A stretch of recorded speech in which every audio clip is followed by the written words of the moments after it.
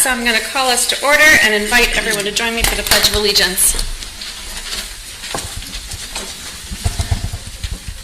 Pledge allegiance to the flag of the United States of America, and to the republic for which it stands, one nation, under God, indivisible, with liberty and justice for all.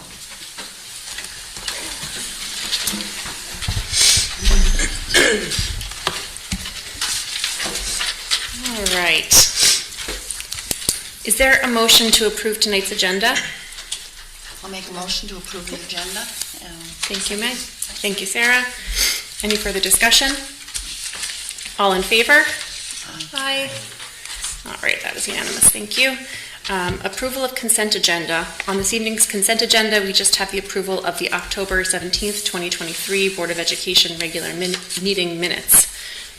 Is there a motion to approve the consent agenda? Thank you, Tim. Is there a second? I'll second. Thanks, Meg. Any further discussion? I just noted one thing on the committee reports for the curriculum committee.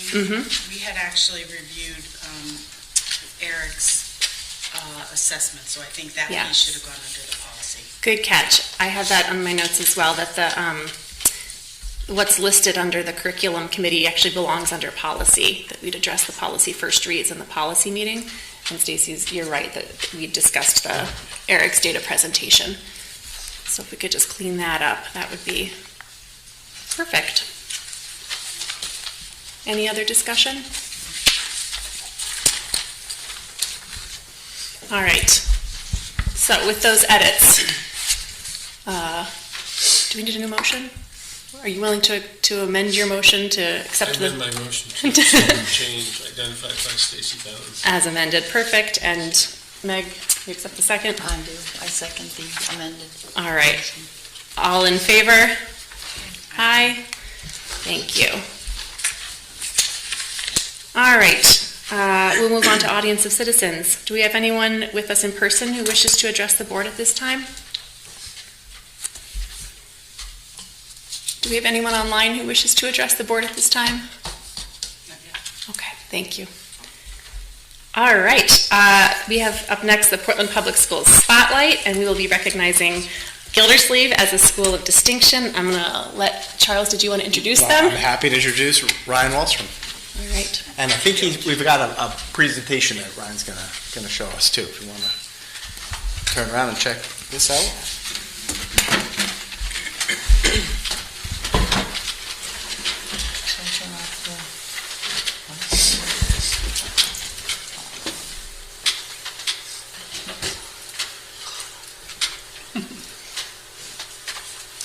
Good evening, everyone. So I'll get us started while this comes up. I see it coming on the screen there. So this has been, the last couple of weeks, a very exciting period of time for the Gildersleeve faculty and staff. 5 years ago, we stood before the Board of Ed, some of you were here, and we had learned that due to our Smarter Balance scores, and I won't go into detail. I mean, a piece of it was math, a piece of it was the discrepancy between the achievement in our high need students and our student body as a whole that took the test. Due to that discrepancy, we were identified as a school in need of improvement. Specifically, the state calls that a level 4 focus school. And that's not news that any Board of Education, any school wants to receive. But after we digested and learned about what that meant, the Gildersleeve faculty and staff rolled up their sleeves, and we worked really hard to change that. And so I'm here this evening, and you can go ahead and advance to the next slide. To share with you that all of the status of all of the schools in the state were looked at again. Obviously, Smarter Balance is a large part of that, our Smarter Balance scores.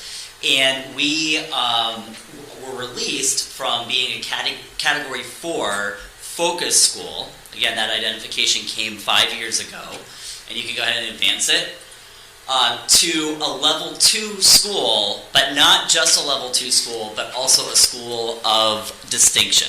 And to put this into perspective, there are 5 levels. Level 5 is considered a turnaround school. Level 4 is a focus school, which was the status that we were at the last 5 years. And level 1, 2, and 3 are schools that are, essentially meeting the requirements. Their students are meeting their growth targets in both ELA and math, and the schools are at a level of achievement that the based on those on a 1, 2, or a 3 that the state is looking for. So we were hoping to be a level 3 school. We were very excited when it was when we had grown to a level 2 school.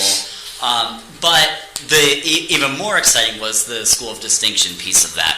So if you advance to the next slide, our first question as a faculty and staff was, well, what does that mean? How do you become a school of distinction? What we learned is that there are 6 categories, and if you meet the criteria in one of these 6 categories, then you are identified as a school of distinction. So not only did we reach that level in one of the categories, but we reached it in 3 and almost 4. So if you look at the top of the chart, the first row that's in green up there, that is the highest growth. We're in the top 10% in the state of growth for all students in English language arts. Not only that, if you go down to the second row, we are also in the top 10% of highest growth for ELA high needs students. So that's students that receive free and reduced lunch, special education services, or English language learner services. If you go down to the third row, we also received recognition for being in the top 10% for the highest growth in math, and that's that's for all students. And then if you go down one row below that, it's the highest growth for all students in the high needs group in math. The bar that's set, top 10% is 83.49, and we were 83.0. So we missed it by 0.49, very, very close on that one as well.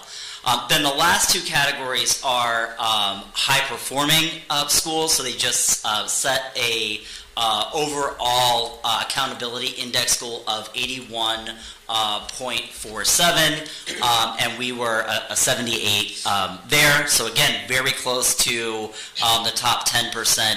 And then the last category is greatest improvement, and that was for schools that increased their overall accountability score by 5.99 points. You'll notice there that we actually went from 81.9 last year to 78 this year. And one of the reasons for that is that we grew so much last year, specifically in our high needs math group, that number actually dropped a little bit. So there was a slight decrease there, but certainly, that's an area that I can see us growing in the future as well. So we were very excited. Many of us had gone on the website before. We looked at some of these accountability reports that had this little blue star with the red banner, but we really didn't know what it meant. So when we dug deeper and found out that we're within that top 10% for 3, almost 4 out of the 6 categories, we were very excited about that. So go ahead and advance to the next slide. So the next few slides, and I've invited several of our faculty members here tonight to talk specifically about what we did to achieve this. One thing is to grow and to not be sure why you made that growth, but we made some very, very strategic moves in the last 5 years. So before we get into that, I've asked several of our teachers and our social worker to talk about some of those things. I said literally just a couple of sentences, think a minute or less. But before that, I'd like the members of the Gildersleeve faculty and staff who are here this evening to stand up. And I understand that, there a lot of our teachers have a lot of commitments in the evening. It would be great to have the whole staff here because they really do deserve this recognition. But I'd like to give this group of talented educators a round of applause that they certainly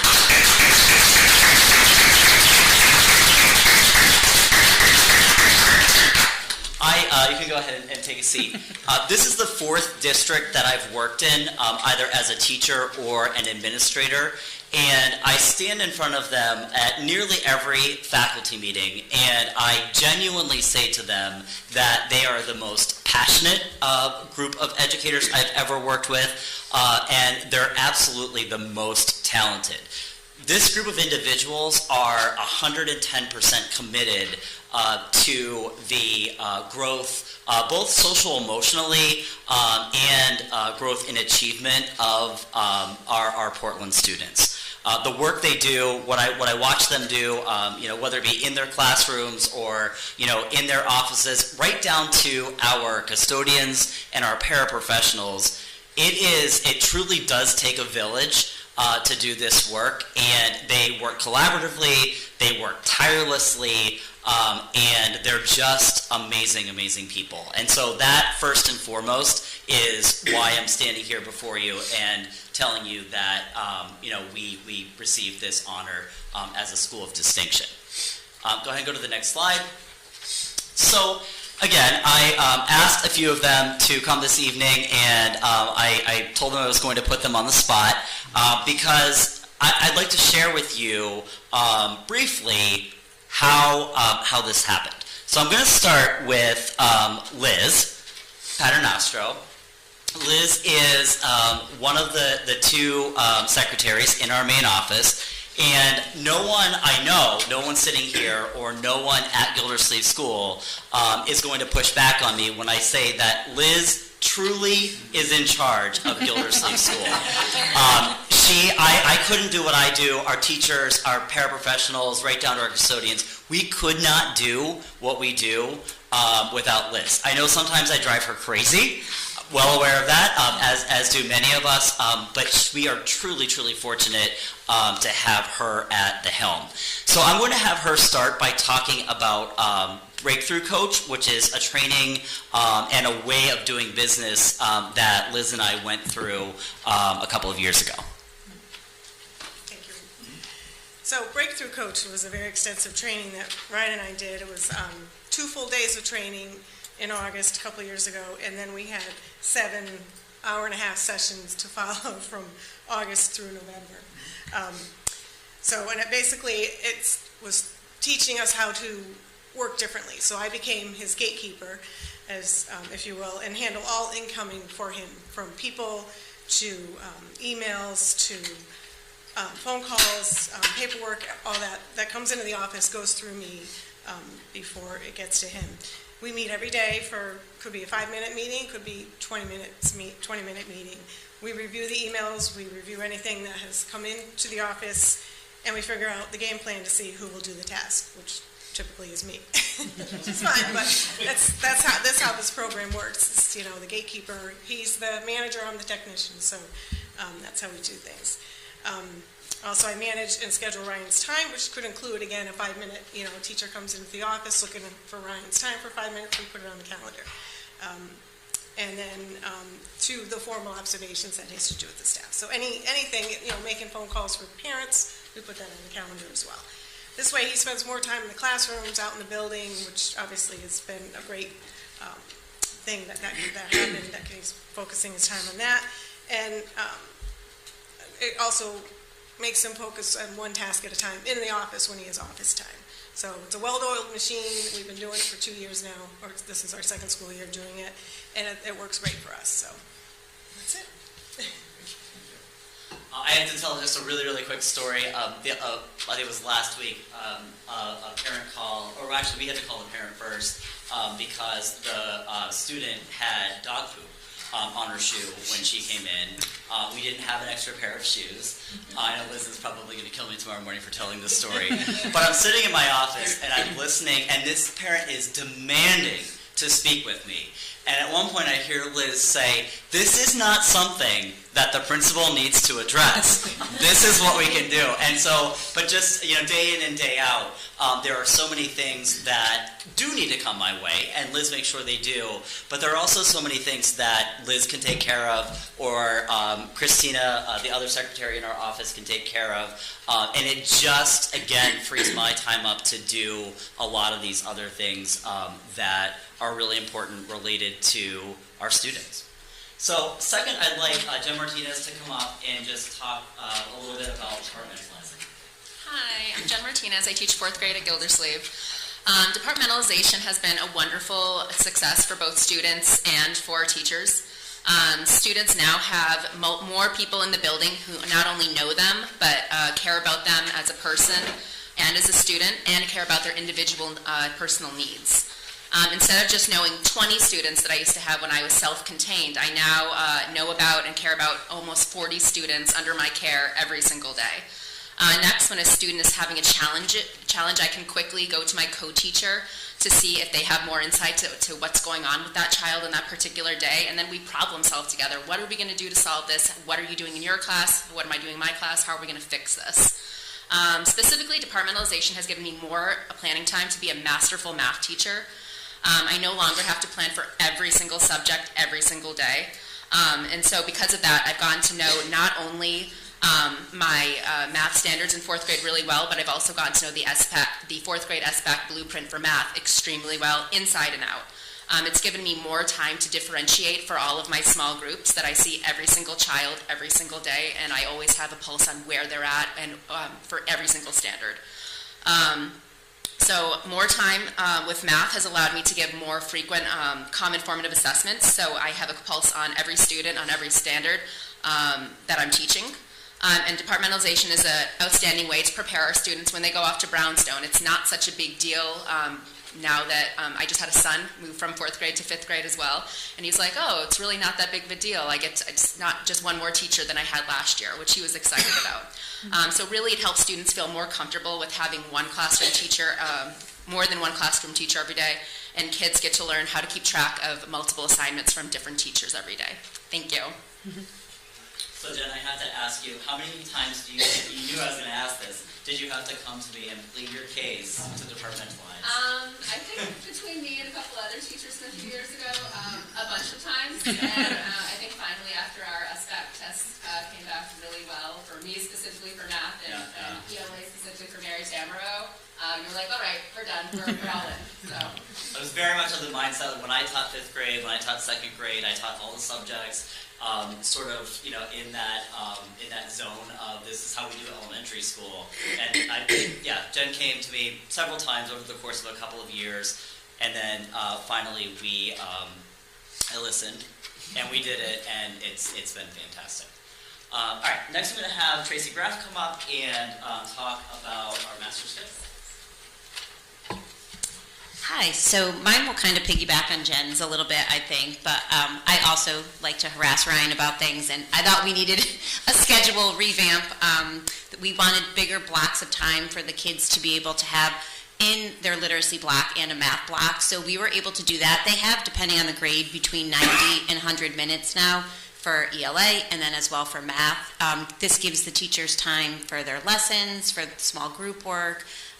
Obviously, with ELA, there's never enough time, right, Mayor?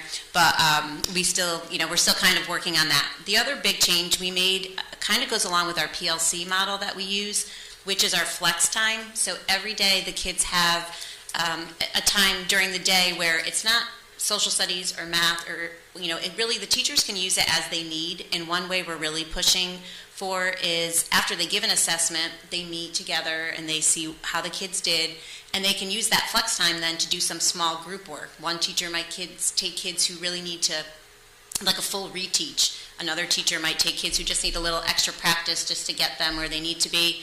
while another teacher might take a group for enrichment. These kids have it. What else can we do? So we're really looking at that flex time as well. So those were just some of the tweaks that we made in the schedule for this year.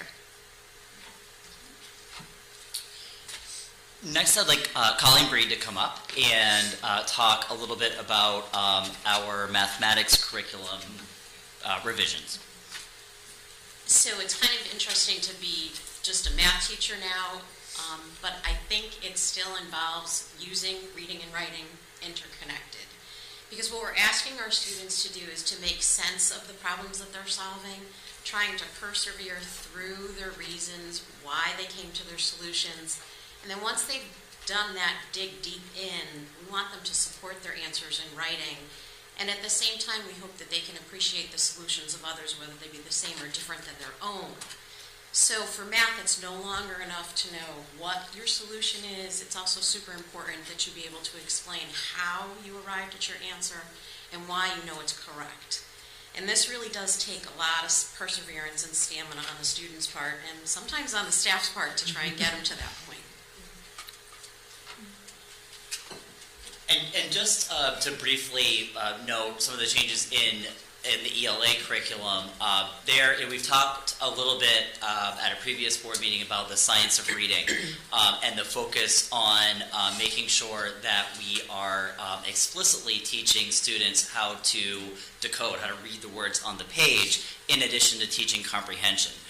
But what that meant for us is that we had to shift away from the Lucy Calkins units of study, and you'll hear the terms reader's workshop and writer's workshop. We're still holding on to some pieces of that, but really we had to go back to the Common Core standards, which are now the Connecticut standards in ELA, and make sure that we're developing lessons that target those standards. So that target the decoding, foundational skills part of it, the comprehension part, there's a major grammar part of it, there's a listening component, and we just weren't hitting all of those before. So a number of our teachers have worked and continue to work tirelessly to make sure that we are teaching, but also teaching in an engaging way to those standards. Next, I'd like Mary Tamro to come up and talk about the academic and behavior SRBI teams.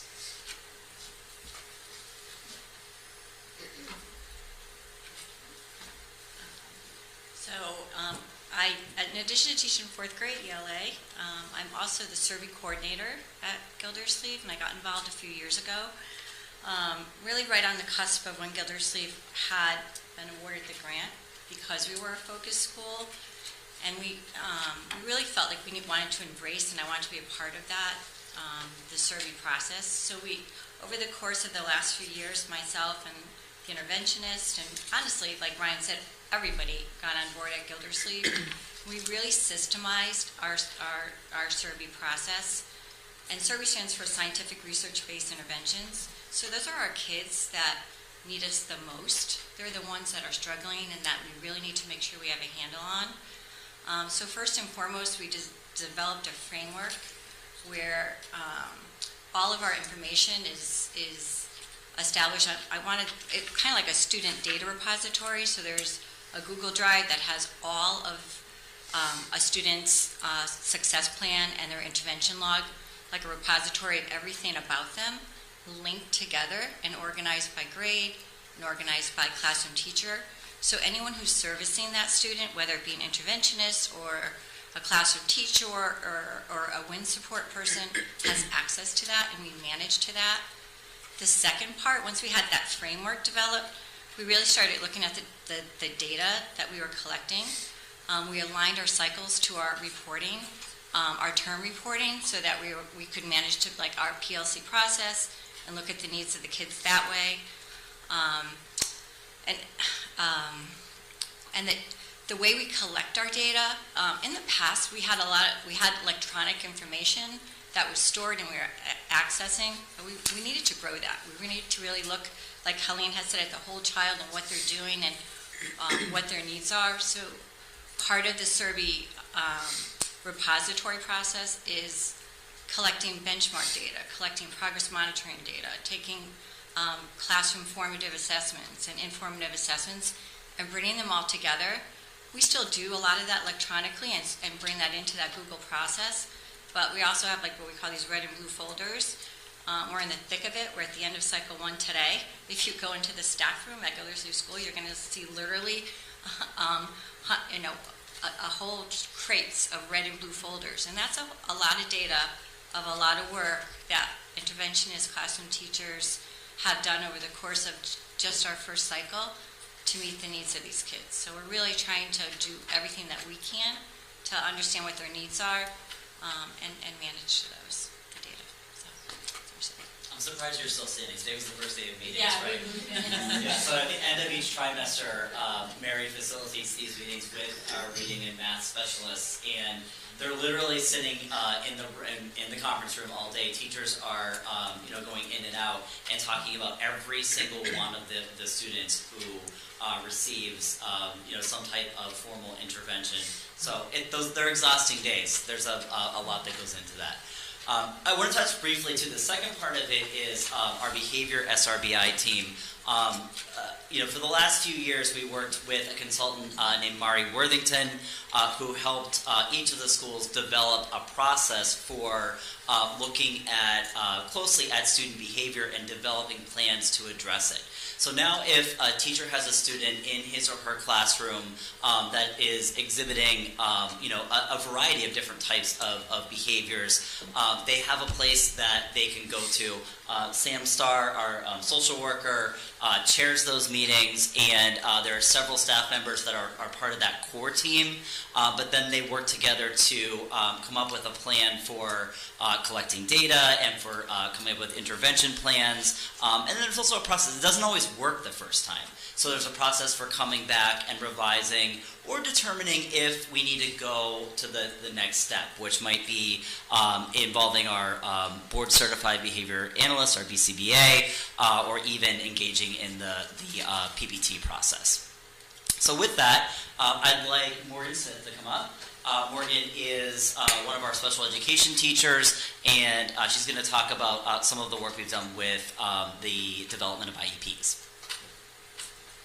Hi everyone, I am Morgan Smith. I am the 3rd grade special education teacher, but I have to give a huge shout out first to all of my other counterparts. There's a few of us. Sam is here, he's part of our student services team, but all of the work that we've done around data-driven goals, we've worked really hard on making sure that we're using evidence-based practices and making sure we're doing what's best for our kids.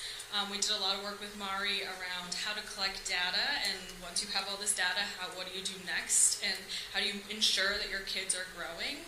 And I think that the work that we've done around evidence-based practices and this data for goals has really shown in our students' growth. We have proof that they're growing, and if they're not, we know what to do, and we look and we go back and kind of revise something. So we've been working incredibly hard, but I'm only one member of a team, so I just want to give them a huge shout out because they really are fabulous, and they could not be here tonight. So thank you.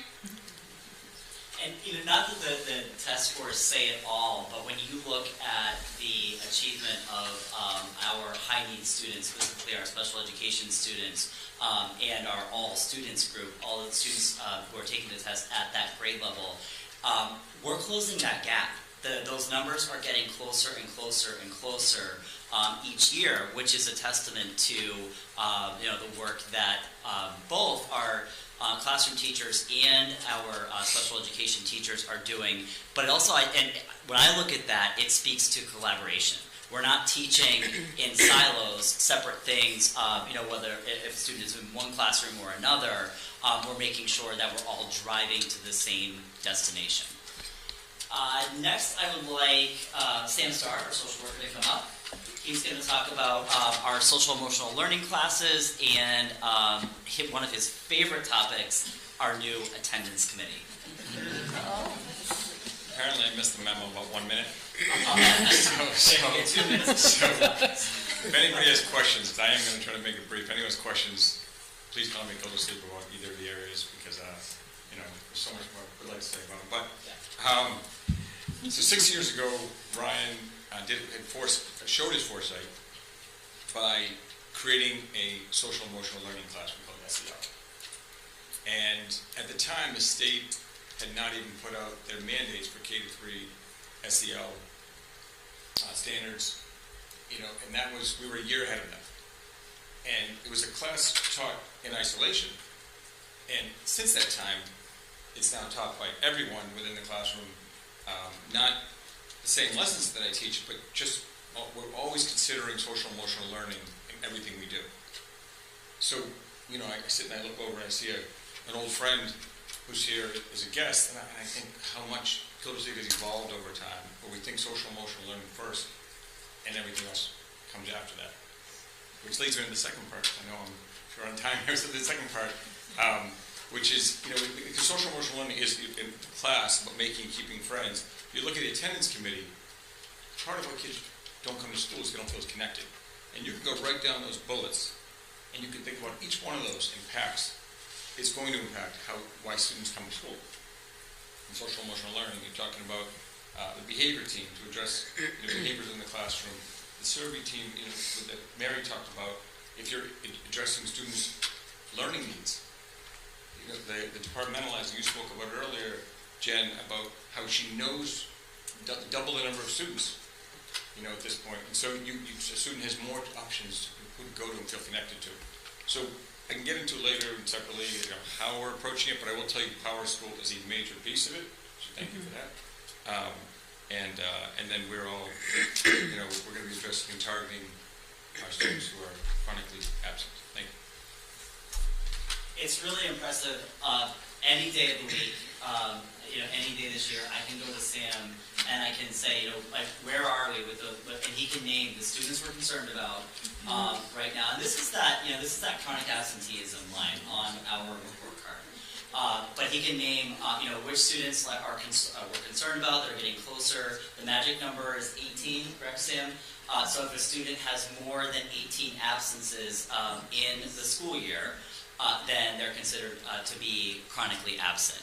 So much more important than that report card is if students aren't in our school, in their classrooms, they're not learning.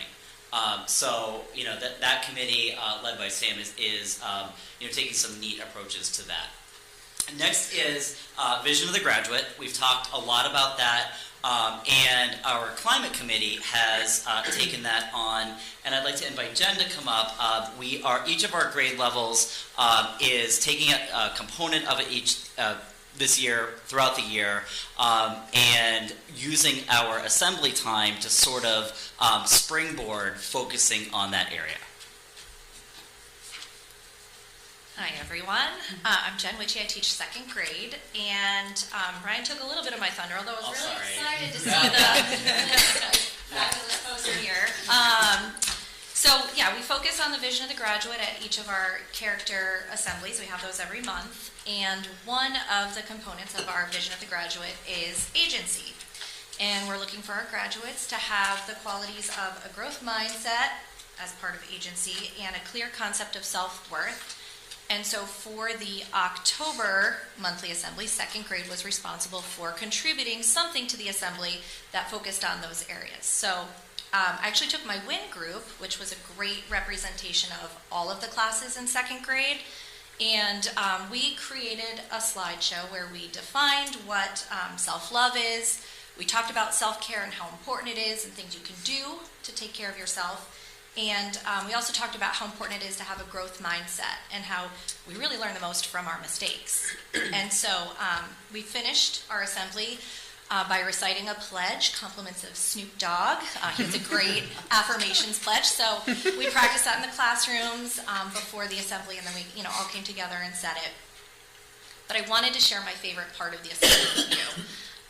Each of the second grade classrooms, we had each student draw a self-portrait and then just write around the outside in a frame things that they love about themselves.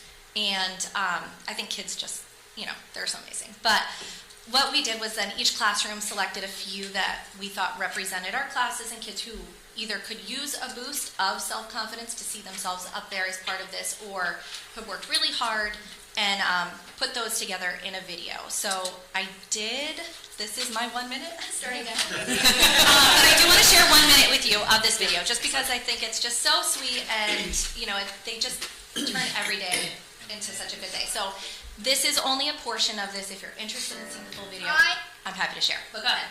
That's it. I'm good at subjects, I'm good at writing, I'm good at reading, I'm good at math.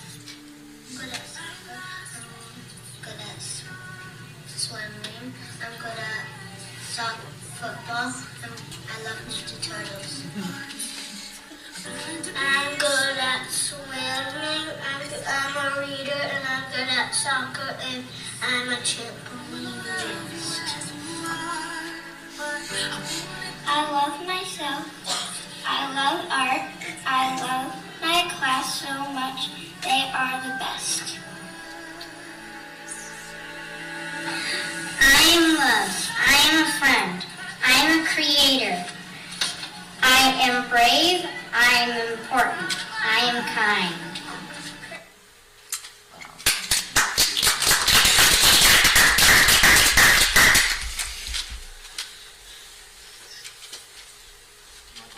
Yes, just advance it. Jen's one of our I am. tech gurus, so she made sure that, yep, there it is. So the last part, well, first of all, let's give them a round of applause again.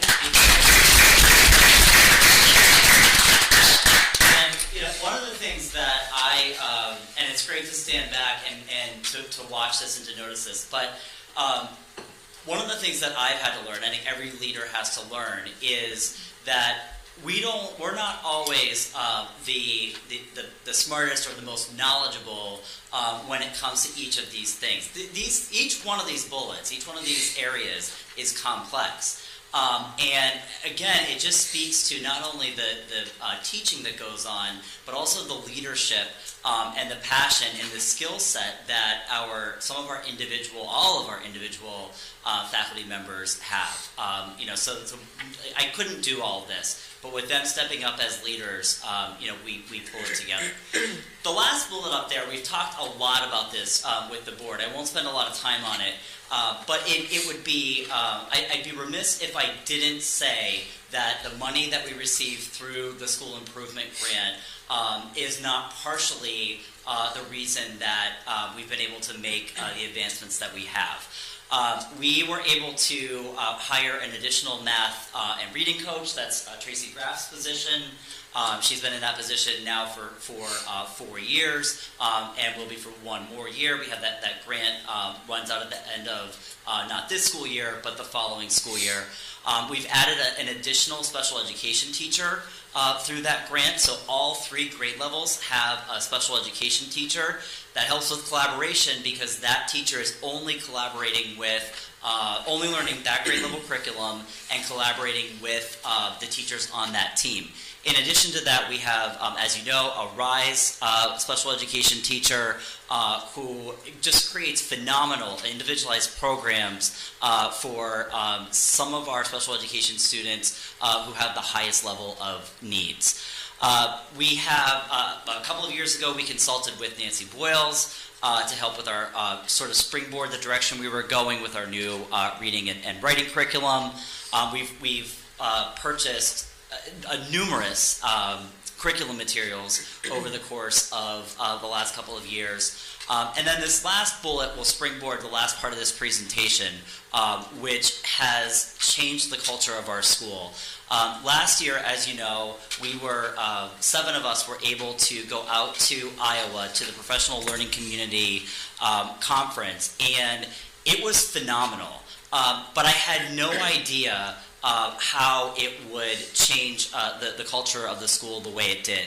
And I say to the staff all the time, if I had gone to that conference alone and came back like with my pom-poms and was like, hey, we're going to do PLC, they would have, it just would not have taken off. But the fact that those 7 people and a few others who had done some training with professional learning communities, we formed what we call the Gildersleeve Guiding Coalition, We meet once a month for an hour, and our mission is to continue to develop the learning community, the professional learning community at Gildersleeve. So go ahead and advance to the next slide. So as a staff, the first thing that professional learning communities are required to do is to create a school-wide vision, school-wide mission, and then a vision, collective commitments, and goals that go with that. You don't have to worry about being, I know you can't read that document to the right, but that is the document that we created.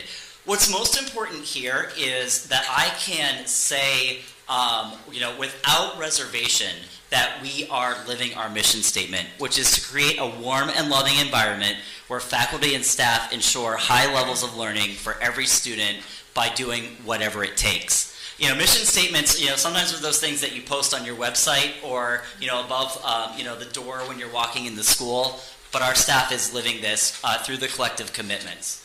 Go ahead and advance the slide. These 4 questions have completely transformed the culture. And they're simple, but I would argue that they're timeless. They've been around forever, but they really drive the work we do. The first is, what do we expect our students to learn? We've looked at standards. We've developed units, or are developing. I won't say that work is done. It's hours and hours and hours of work, and one would argue that curriculum work is really never done or never finished. But we've created units of study and programs. Our teachers talk about instructional strategies, and they're always looking for new ways to teach different lessons. And then first and foremost, our teams are professional learning teams that collaborate with each other. My requirement at the beginning of the year was that they met twice a week. But I joke with them all the time about them PLTing, because I walk around and they're constantly meeting in their teams and planning, especially reteaching, which takes a lot of out of the box thinking. The second question up there is how will we know when students have learned it? Jen mentioned this when she spoke, but all of our teachers are using what we call common formative assessments. Another term for that is an exit slip.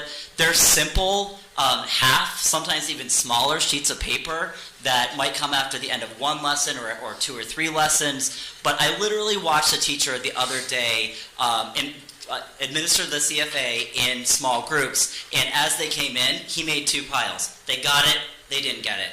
And then it becomes a question of they didn't get it, so what do we do next? And those aren't just going to be at the bottom of the pile with many things stacked over them. I know that our teachers are using that flex time, or they're using any minute they have or any resource they have to reteach that group of students. The third is how will teachers respond when students have not learned? And again, I think this is the second half of what I just said. We need to identify who hasn't learned it, but then we have to do something with it. And we're doing that. We're making sure that our students are retaught, sometimes 2, 3, 4 times on those standards that they absolutely have to master in order to be ready for the next grade level, or even the next unit. And again, I put professional learning team there because collaboration is the key. And then the last one, and this is probably one of our biggest areas for growth, is how will we respond when students already have learned it? So what do those extensions look like for those students who have mastered a lot of the grade level content and standards? What else can we do to extend for them? So that's also another thing that our professional learning teams are talking about constantly. And then the last slide, I promise. This is where we're going this year. Right now, we can say definitively that we can say definitively right now that 79% of students at Gildersleeve School are reading on grade level, which means that 21% are not. Our goal is that 85% or more of our students will be reading on grade level by the end of the year. For that other 15%, that's where what Morgan talked about with special education, that's where that comes in. What Mary talked about with our SRBI and those specific plans, it's not to say that, we're not worried about that 15%. Our concern there is that they're not just growing a year, they have to grow more than a year, whether it's a year and a quarter, a year and a half, even 2 years, with the goal of closing the gap. The second is basically mirrors reading, only it's for math. Right now, we have, I believe it is 78%, I could be wrong with that number, of our students on grade level in math. The goal is, or actually it might be a little bit lower than that, but our goal is that 80% of students will be on grade level for math by the end of the year. And then I can thank Sam for the data that supports these last two goals. One is that 29 or fewer Gildersleeve students will be chronically absent in this school year, and 17 or fewer of our high need students will be chronically absent. What I love about that is that's not even a percentage. Those are kids, and we have their pictures. And I literally on one page to say, and we have the same for reading and math. You know, it's we went to a conference recently, but it was like numbers are numbers. But when you look at what the 21% of students, those pictures, and their faces with those numbers, that's powerful. Because those kids are not reading on grade level, and we know that if they don't leave third grade or specifically elementary school, we know what the pipeline looks like for those students. So again, I'd like to give the staff and the faculty a round of applause for this great accomplishment.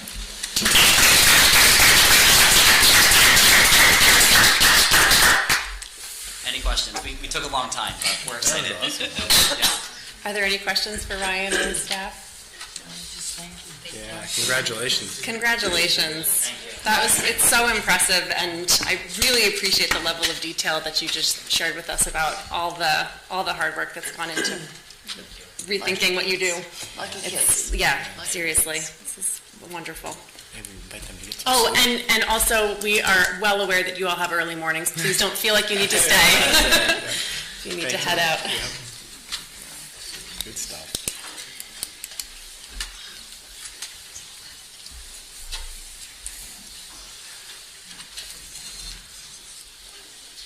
All right.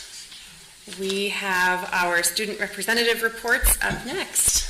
I can say that our reports are not going to be as thorough as That's all right. We're happy to have you here.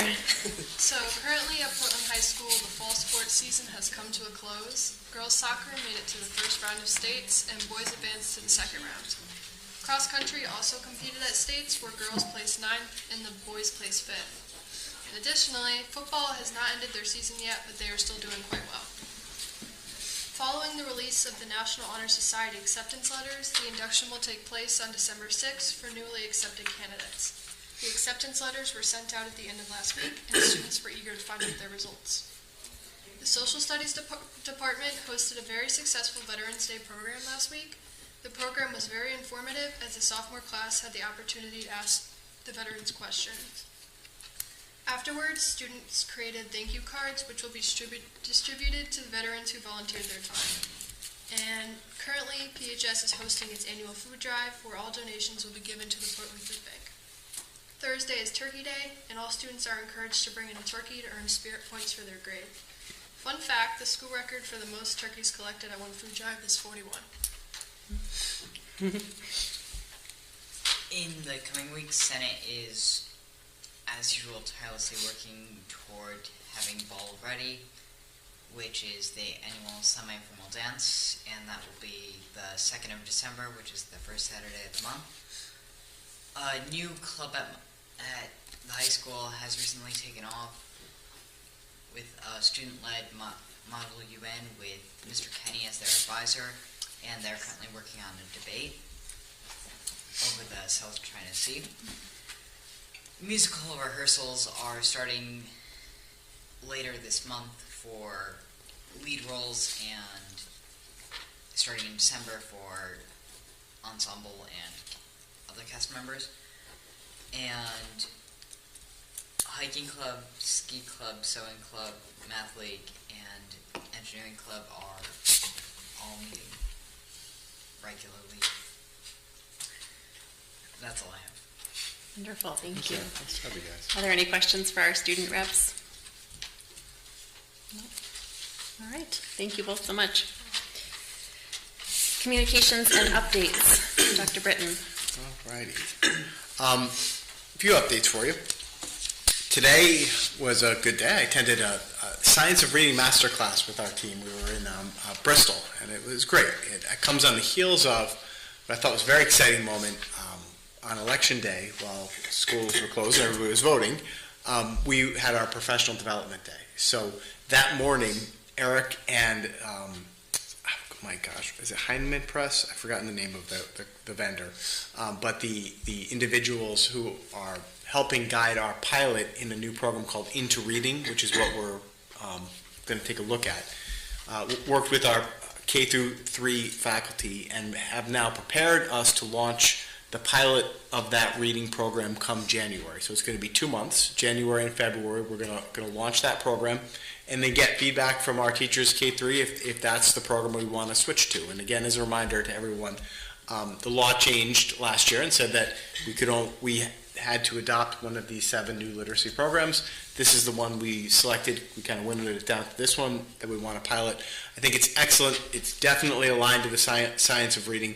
But what is particularly impressive is the process that both Eric, Jessica, and Ryan put together to help us vet these programs and select the right one.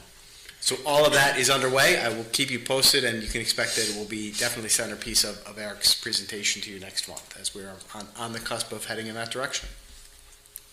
Tomorrow night, I'm very excited. I'll be at the Teacher of the Year ceremony at 5 o'clock at the Bushnell in Hartford. So I'll be there with Sam Tucker and get some pictures taken, and he gets to be recognized statewide. And of course, that's when they're going to be, letting us all hear from the State Teacher of the Year. So this is the first time, Portland has done this in a while, but I'm very excited to go to the Bushnell with Sam and his family tomorrow night for the Teacher of the Year ceremony. This Friday, I will be in Mystic for the CABE convention. Very excited about that. I believe you guys are going? We are. Both? And Sarah is as well. Sarah, you're going? Good. So Yeah. it'd be a nice all-day affair. And are you going to speak, Meg? Is there like I don't know if I'm going to speak. I'm nominated to be the first vice president of CAPE. Oh, very nice. I don't think there's any opposition, but I don't. I asked if I have to make a speech, but I don't know. Oh, good. Well, I'm excited. So I'm excited. Yeah, we'll be there all day on Friday. That's awesome. Well, the workshops are really the focus Yeah, the of the highlight. convention, so Yeah. it's really exciting. Good. That'll be a good day. Yep, it'll be a good day. All right, then I just have a few things I want to review with you that Tricia and I included in your Google Drive. First, you have a copy of the updated enrollment report. We're pretty consistent with last year. I don't see any major spikes or declines there, but be happy to answer any questions that you might have about the enrollment report, if there were any. No? Okay.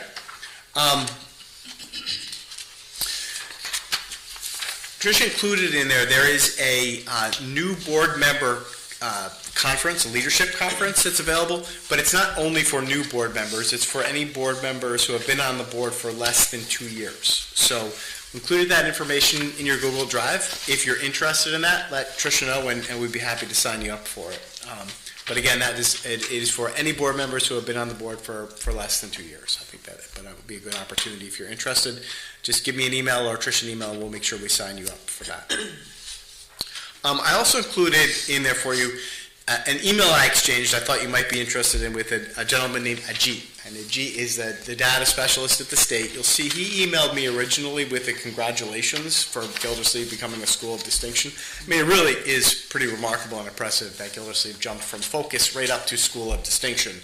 And he certainly recognized that. But I took it as an opportunity, if you noticed there. First, I wanted to make sure that I extended our appreciation back to him and the State Department of Education.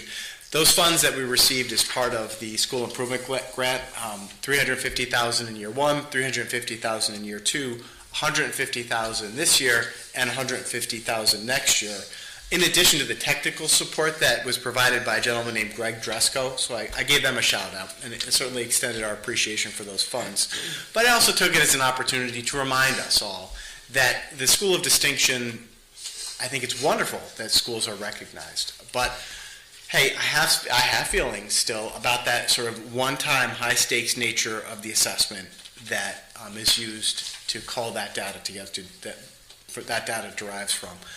I've been pretty vocal with the state. Ajit has heard it from me before, but I took the opportunity to remind him again that I would like to see us do something more systemically over time and not that sort of very stressful, high-stakes, developmentally inappropriate thing to do to third and fourth graders one time in May, right? And I did say March, I made a mistake, but there are ways to make a system more effective that would be over time. So you'll notice that I took advantage of the opportunity to accept his congratulations, but remind him that I'm not entirely sold on the one-time high-stakes nature of how we do testing.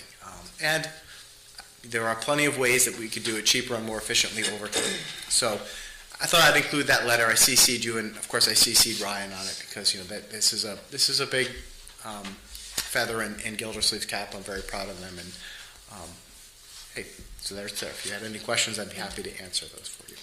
I'm just curious, Charles, if you're aware within your superintendent's network of other superintendents who might be kind of echoing your sentiments to the state. I wouldn't suggest that there's a single superintendent out there that would say the way that we hold schools accountable with a one-time high-stakes test that is administered one time annually is the best way to do it. I'm not entirely sure it's developmentally appropriate, nor from a psychometric point of view, whether that's the most accurate way to guide student development. I wouldn't think there was a single superintendent in the state who wouldn't read that and go, yeah, you might be onto something there, Charles. Thanks. But I could be wrong.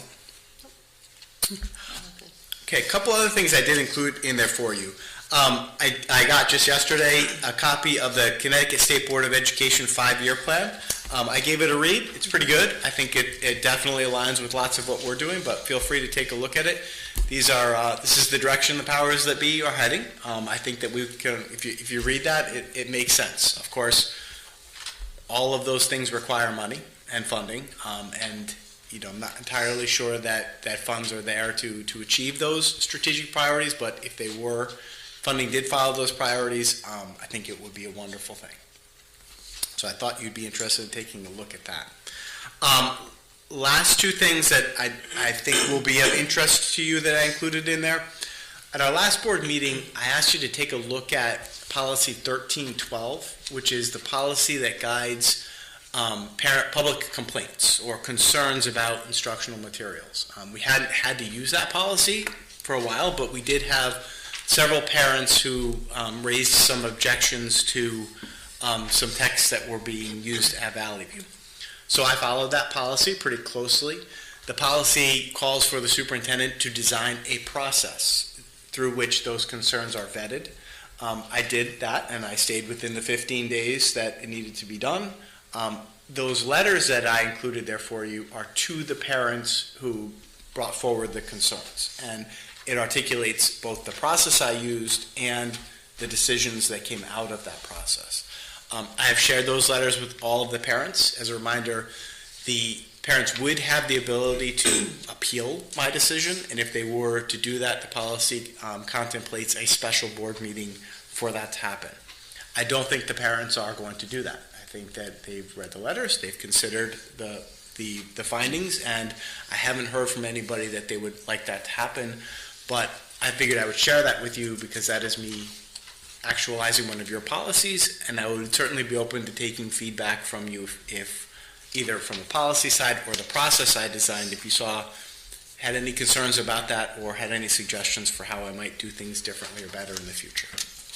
And I did share this, by the way, with the policy committee to ask them for their feedback too, but I thought it would be important for the full board to take a look at it.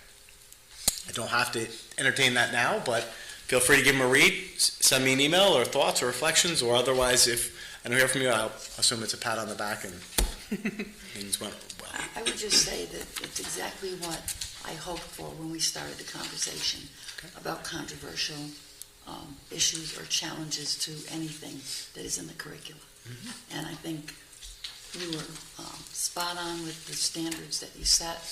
The review by the panel was incredibly important, and they were from diverse backgrounds with lots of experience. And I thought any parent who was challenging it would certainly be satisfied with the answers that you gave. I read the letters over and thought about them. I actually looked at some of the books, and I would have agreed with some of the critique that was given. So I thought it was brilliant, and I'm so happy we have that in place because it's a process, it's fair, it's equitable, and in the end, our curriculum will survive these challenges because we are doing the right thing. And partnering with parents, and I thought it was very, very good. I will say too, the policy was very helpful in having something to refer to, point parents to, and then follow, right? So I'm glad a previous board made a very wise decision to design that policy, and I believe in this case it's worked as designed. Yeah. So thanks to the policy committee, good work for all of us. It was good input. All right. And then the last one I have is in the afternoon on our November 7th PD Day, I shared what you have in your folders now, but not exactly, a first draft of the ed specs plans, right? And I shared those with the entire certified faculty at Valley View, Gildersleeve, and Brownstone and asked for their feedback. I took their feedback as well as the feedback from the leadership team that I've been consulting with, and I updated the ed specs plans, and I shared with you what I am considering draft 2. Still very much draft, right? But, you know, I know you've been chomping at the bit to see it. It's taken quite a while for me to write them because I've written ed specs plans for 3 different scenarios, right? There's scenario 1, which contemplates a pre-K3 Valley View and a 4-5-6 Brownstone. There's scenario 2, which contemplates a pre-K5 Valley View, which would mean 6th grade to the middle school, and then there's a pre-K 6 Valley View. I didn't want to wait, right? I mean, those, you can see how lengthy they are. They took time, so I just did them all. I've now given them to Fryer, right? So I spoke with Mike, I shared them with him. His initial reaction was, they look really good, Charles. I'm going to read them carefully and give you feedback on them. So I'm waiting to get feedback from the professionals, and then I'll use that feedback to put together what I will consider draft 3. I think when we get to draft 3, after Fryer reviews it, I think it's going to be an important opportunity for us to get together as a board to talk about them, so that that feedback would, I think, would yield the final draft, which would ultimately be one that the Board of Education would need to take a position on. So we're kind of going through this process. Fryer has these drafts, which are draft 2. I'm waiting for their feedback, but you know, I'm happy to have you take a look at them now. Once Fryer gives me that feedback, I think then it's time for us to go on a retreat. Like, it's time for us to have a special meeting, get back together, talk about these in detail. I would love it if we invited Fryer to join us for that, so that Fryer could talk to us about each of these ed specs plan and start to cost them out and talk to us about what would be doable, so that we're ready when a decision is made. Whether it's scenario 1, scenario 2, or scenario 3, I think we'll have well vetted out, ready to go ed specs plans, so that we're not starting from scratch. Does this make sense? Yeah. So they're not short. They're about 30, 35 pages each. They're thick. I think you'll start to see they get repetitive. So read the first ones closely, and then you can skim the next ones because they kind of start to sound the same. But it's a lot of work right there. It clearly represents such a tremendous amount of work, Charles. Well, and hey, it's something we've got to get. Stephanie is reminding me regularly that, hey, our deadline is June 30th, right? That is when we would need to have these ready to go in a big grant to the state, if we're going to make that next November as a hoped for referendum measure, right? So it was worth it to do this because now we're ready to go no matter what the decision is. So I'll stop there, see if there are any questions. Are you looking to schedule a retreat date in December now, or do you want to hold off on that? Let's hold to the next meeting. I do want to give Fryer some time. I want to get, so when we get together, it's, like, Fryer's going to look at it, get me feedback. I'm going to use that feedback to create draft 3, and I just don't know exactly when that is. But so maybe everyone can plan to bring your calendar to our December meeting, and we can look at what time is that might work for all of us to get together. And then the last thing I have is just along these same lines is the survey postcard I saw the other day, and I think that has the URL code and is ready to go. Do you have a sense of when that's going out? I think it was... Yeah, I spoke with Ryan, and the last estimate I heard was that it was targeted to hit mailboxes in Portland the Monday after Thanksgiving, to try and kind of catch that window after Thanksgiving, but before the holidays hit. So I haven't heard, that was a couple days ago that I heard that estimate, and I don't believe it's changed since then. Good. That's all I have. All right, thank you. Okay, Stephanie. So in the package will be the authorized spending report as of November 10th. The report today is going to be a little different than usual, and even compared to previous years, just because we're in an interesting situation right now. Everybody knew going into this year that there was things that could happen, unexpected things, and even when we were doing the budget, things that we didn't know. Just to remind everybody, open choice.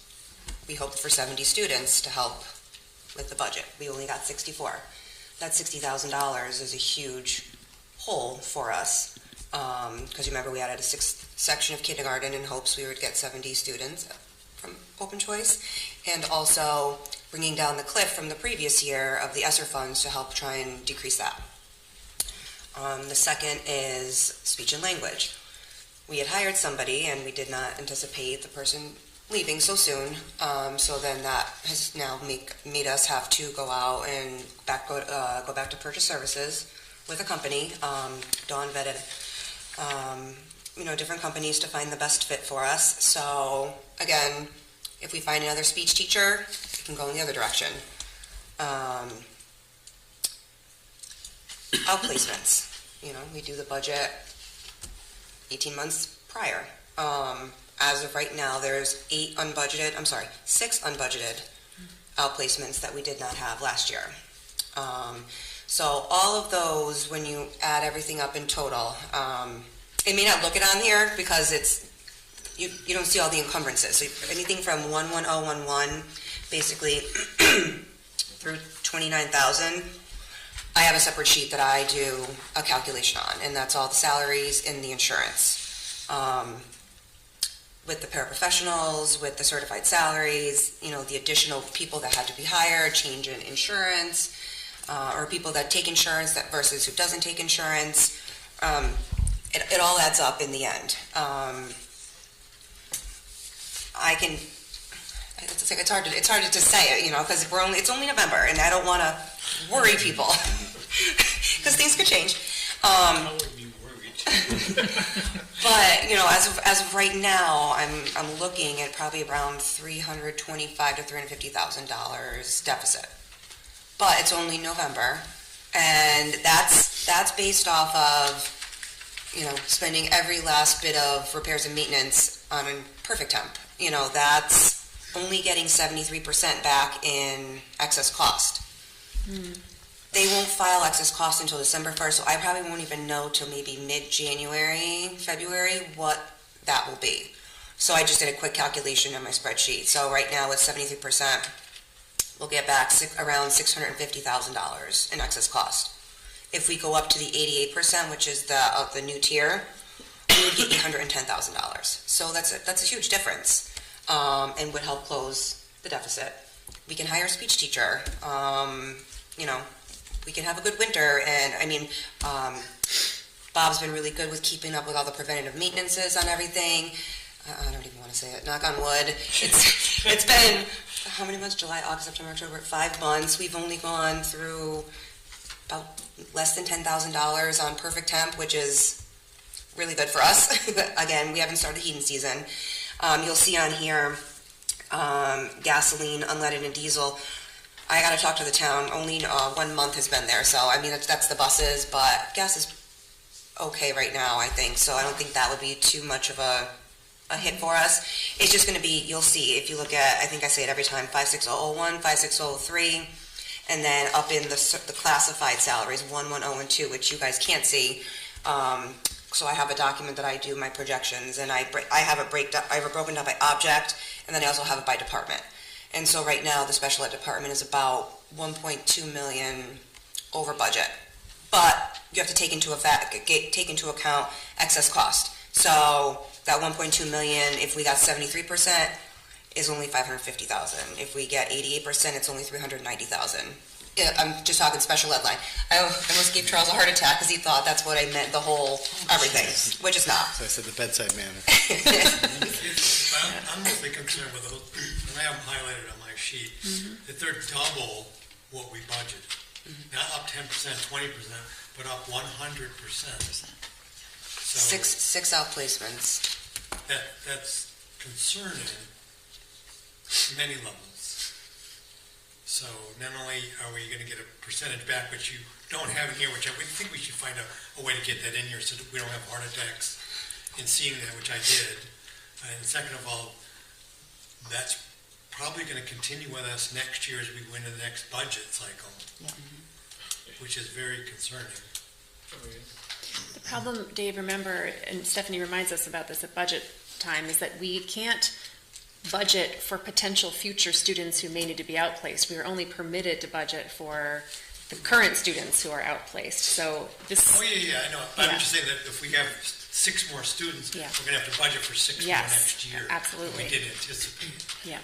Yeah, Dawn's up next. Okay. She's going to talk to us about some of these drivers. I think what Stephanie's giving us is the fiscal news. I think Dawn's going to give us some of the programmatic side of this. It's going to provide a greater context. Yeah. It's too early to make any kind of recommendation for anything until, I get the final number with excess cost, until I find out from Open Choice. Another piece with the funding of Open Choice is how many students do we send out that go to magnet schools. So if that reduces and we keep more students in Portland, that's less tuition we have to pay. So then that gives us a little bit extra. So I budget the 70 students, but then I subtract out who currently, at the time of the budget, was in the magnet school. Obviously taking out the 12th graders because they're going to graduate. And then, you think maybe 1 or 2 more go in at the kindergarten level or pre-K level. So, those are all factors. I'm waiting for the invoice. I'm still waiting for the invoices from CREC. We got the, I don't know what it stands for, but the PSIS report that Holly does. So she gives me basically an idea of how many, the students that go to Vinyl, the students that go to CREC, the ACEs, Learn, all that. So I kind of have an idea. And what the tuition is. The only pieces that I don't know is there's also half-day programs, and for whatever reason, those aren't on the list, and so that's like right now, if we didn't have that, I have an extra probably $25,000 to put back, but I know I'm going to get a bill for the half-day program. I just don't know how many students are in it. So I have that piece. I still have, we could hire a speech teacher, and, that would change things. So I would say probably a January discussion if more information is available at that time, because we don't want to get stuck obviously in the April situation, but at least we know now. We're in a soft freeze with spending. Again, the schools they don't have much to spend to begin with, and we can't stop athletics. We can't stop boilers from breaking. So it's hard. It's hard to have a plan when there's not much to work with, in all honesty. Remind me again, how do we get from 72 to 88%, or is that our state? So, I don't know if you remember, so, not last year, the year before, they calculated a certain percentage, depending on after everybody submits their excess cost figures, and then they divvied it up throughout the state based on something. So, 2 years ago, we got 84%. The year before that, we got 82%. Oh, okay, so it varies. So it varies, but then they wanted to make it fair for all people, so they started a 3-tiered system, and that's the 71, 73, and 78, and so it's based on your your rank. We're in the middle. We're the middle rank. So if you remember, the state was trying to fully fund everybody, and that's when they were going to make the new tier system be the 81, 83, 88, or 83, 88, 91. I can't remember exactly, but it was higher. But then they didn't have enough money to do that last year. So that's why, there's always talk that they're going to try and re-implement it. But I'm staying with the You're 73. budgeting at the lower I'm staying number. with the 73 for now. Yeah. Until we get that first payment, really.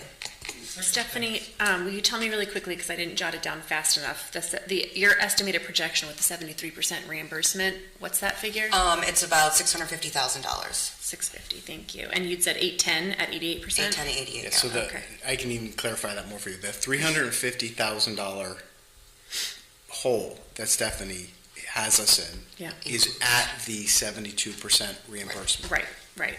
At the 88% reimbursement, what happens to the hole?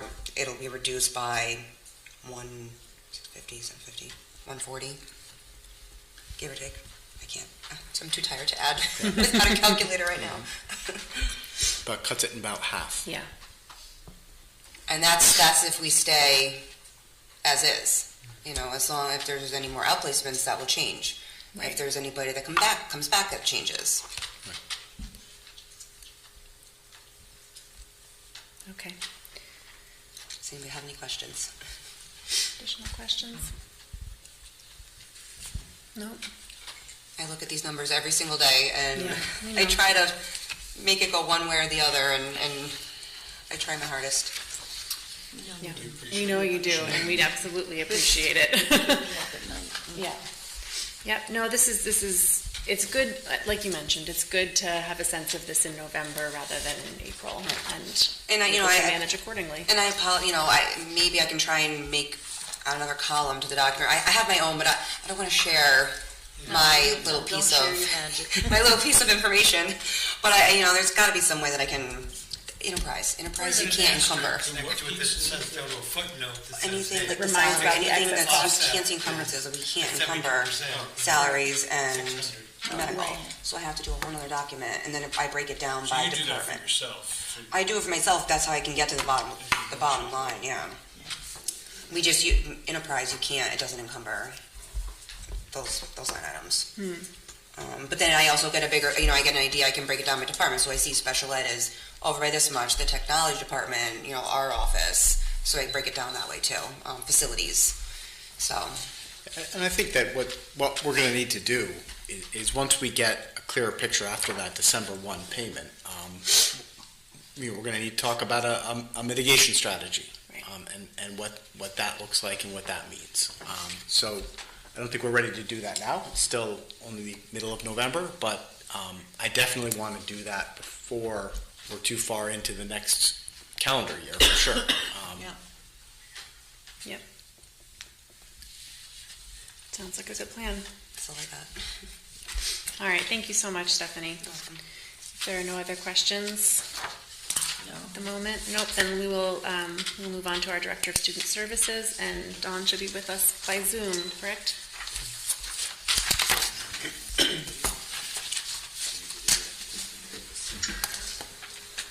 Good evening, everybody.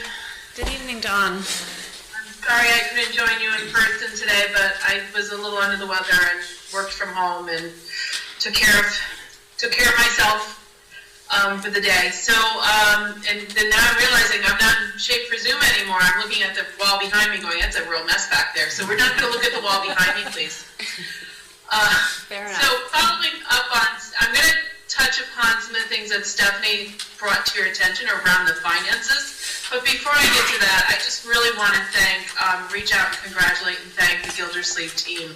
I know Ryan did a really nice job of summarizing the work that the special services programming does in his building, along with, of course, all the classroom teachers and everybody from the custodians that keep the building looking great to, everybody that keeps the building going. But just, I can't even put into words how exciting it is to see what they've been able to do at Gildersleeve in the last 4 years. So I just wanted to congratulate them again. So my update, our numbers are pretty stable as far as our special ed numbers. Right now we're at 281 students with IEPs. The most painful piece that is not stable is our outplacements. We are up to 20 outplacements. What does that include? And I always balance here. I want to share some information with you as the board, but I also have to be careful because this is very private information for our students and their families and their significant special needs. When we get to the point of a student going into an outplacement, we never make that decision lightly or without taking into account all the factors that encumber that placement, as well as the financial effect upon the district and our budget. So, but we are up to 20, and that includes some, I discussed with you earlier in the year, that includes a couple of students that don't even live within the walls of our town. It's strictly a nexus issue, but that situation right there is to the tune of over $200,000 just in that situation. But like all school districts in the state, we all have to follow the rules of nexus and responsibility for our students or their families if their parents happen to live in town. So our numbers for is 20 right now for outplacements, and it's a fluid number. I think Dave had asked, well, what's this mean for our budget next year as well? So a couple of kids will come off that list as they age out or graduate or move on or come back to district. So it's not a forever number. It's the highest it has been since I've been here. But at the same time, we've got some kids with some really significant needs. And we're not able to support them the way that they need within the district. We have 60, in addition to those 20 students that are outplaced, we have 67 students that are taking part in some kind of our specialized programming. When Ryan spoke about Gildersleeve, he spoke about the RISE program and the Bridge program, but 67 students are involved in one of these special programs from pre-K all the way up to kindergarten, up to 22. Magnet schools, we have 4 students with special needs that we're supporting in magnet schools, so we're supporting their related services. 504 students is a pretty steady number, and our EL students is also staying pretty steady at 57. So that's just a rundown of our census for right now, and this is pretty. This hasn't changed much since October 1, because I did not report to you in October our numbers, because we were so close to that October 1 special count day, and so our numbers here are very close to that. Our prevalence rate is dropping down a wee bit when I look at it from a month-to-month basis. Some of our grades are dropping, our grade levels are dropping down nicely, so I know as a team, as a department, and as a school team, our administrators and our teachers are really committed to working to bring that down. Any questions on the census as far as those numbers? Dawn, do you know what the actual prevalence rate is currently?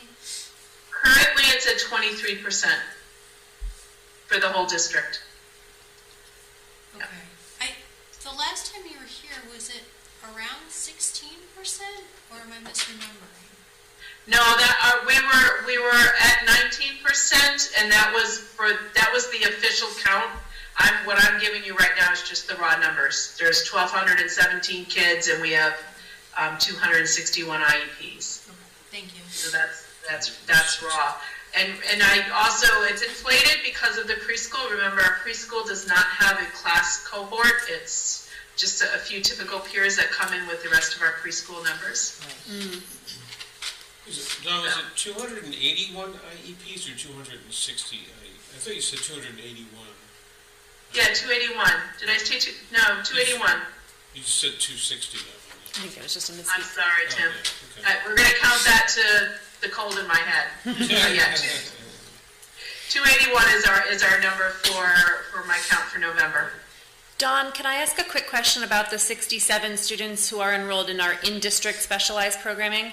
Are those programs more or less at capacity? Do they have space? How are we doing with those programs? I will say Harbor is at capacity. The RISE program may have some space. The Bridge program has a little bit of fluidity, but not a lot. We lost a student, but we also gained a new student in there. That's self-contained. And Life Skills is a program in transition, no pun intended, because we have the new transition program. Life Skills is a different set of numbers compared to last year when we had transition and Life Skills together. But we also have a long-term sub in that program, and we have to be careful how we are what we're doing with that right now.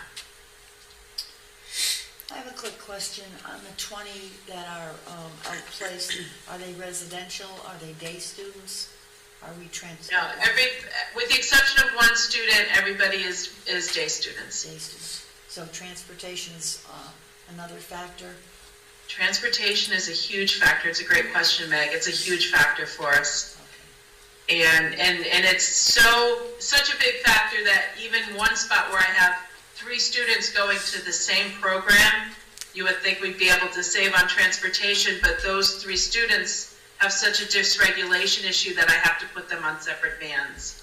So that, again, has a cost that's, that adds to it. So it's, when we're talking about the kids in this type of programming, we're talking about kids that have a highly specialized program, from their transportation to their related services to the tuition, all of that. Yeah, and Megan, the transportation challenge isn't only with our outplacement students, it's in district too. Specialized transportation is up there. Yeah, it is. Yeah, I think Nancy's been on the cusp for quite some time of, we can make it work with one small bus, but it's really, really tight. 1 or 2 students in the wrong direction will really tip the scales to where she's going to have to do something different for our special transportation within the town. There were parents driving at some point where they were getting their kids to and from a program, and we were reimbursing mileage for parents. Was that happening at one point? There's been some times when I've done that. It's tough because ironically it's actually much more expensive to reimburse parents at the IRS rate, depending on where they're going and what they're doing, because we're paying them their time and their transportation to drive from town to the program, drive home or go to work, and then go pick them up at the end of the day, drive out, pick them up and bring them home. So, and most families, it's also a challenge to be able to have that ability to drive and like that. But at any time, if we can come, if that's the best choice for the child and for the district, we'll come to that agreement. It's not that we haven't done it. Okay. Not a solution, apparently, if it's too costly. Yeah, exactly. All right. If there's no other questions about the numbers, I just want to touch upon a few highlights. And it's going to sound like I'm making allowances for what Stephanie reported, but Stephanie reports the hardcore numbers. I just want to bring to life some of the details. Our speech and language pathologist update. The district, we are contracting with an agency now to provide SLP services. These are in-person, in-district services. They're both highly qualified SLPs that we're contracting for. And ironically, as many of you may know, I cut my teeth as a teacher and an administrator in the New London area, and both these people are coming from the New London area, so it's kind of it's a funny turn of events, but they're both really great folks coming on board. Anna Rogalina is our Gildersleeve SLP. She's working 3 days a week at Gildersleeve, and she began about 2 weeks ago, so she's already touched base with the students and this team, and she's got a schedule set up. She's been in contact with our previous SLP to get all kinds of information, and Jillian has promised that she's available to her any questions that she has. The other person, the other candidate who will take care of Brownstone, the middle school and the high school, is a woman named Renee, and she will join us mid-December. She had to get out of a contract she was in and work her days to be able to be relieved from that contract to come work for us. So again, these are both contractors. We're paying contractor rate. It's a reputable company. It's actually a healthcare company, but they also contract with schools to do related services, speech language, OT, and PT, and like that. The price is up there, and the other downfall is if either of these people fall in love with us, or we fall in love with them, there is a no compete clause of their contract. So it would be quite costly to bring them on board. We'd have to buy out their contract with the company they work for. So I always caution our staff on that. That's, we run into the same thing with our contractors from Cheshire Fitness. But I'm really excited. These are 2 great people to be bringing on board, and with them on board, it will allow us to, together we're going to have 6 days of SLP coverage. So it's a little bit more than a 1.0, but we're making up for the time that we lost. And remember, our middle school, high school students have had very limited speech since the beginning of the year because Cheshire Fitness wasn't able to fill the spot that they had filled last year. So we've been really, we have a lot to make up for our students and our families. Any questions about that piece? Will one of those SLPs be providing services to any of our students in the transition program who are requiring speech services? Yes, the person, Renee, the person that's going to be at Brownstone Middle School, High School, is going to be working with the transition program. Great, thank you. And typically students that are in middle school, high school, our speech needs really tend to go down. It's usually our most impacted students that have significant language issues by the time they're at the middle school, high school age.